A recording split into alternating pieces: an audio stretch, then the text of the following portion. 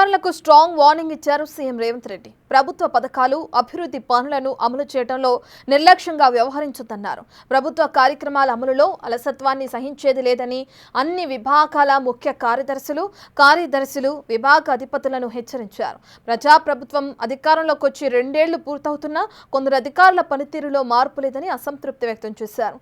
ఎవరికి వారు సొంత నిర్ణయాలు తీసుకుని ప్రభుత్వానికి చెడ్డ పేరు తేవద్దన్నారు. అన్ని విభాగాల సమన్వయంతో పనిచేయాలన్నారు.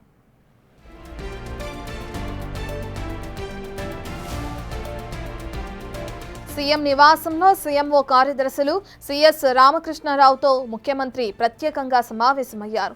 ప్రభుత్వ కార్యక్రమాలను ప్రజలకు చేరవేసే విషయంలో అధికారులు మరింత చురుగ్గా పనిచేయాలని చెప్పారు. అన్ని విభాగాల కార్యదర్శుల నుంచి ఎప్పటికప్పుడు నివేదికలు తెప్పించుకుని పనుల పురోగతిని సమీక్షించాలని సీఎస్ను ఆదేశించారు. ప్రభుత్వం తరపున తీసుకోవాల్సిన చర్యలను ఎప్పటికప్పుడు తన దృష్టికి తీసుకురావాలని సీఎంఓ అధికారులను ఆదేశించారు. ఎక్కడా కూడా పనులు ఆగిపోవడానికి వీల్లేదని హెచ్చరించారు.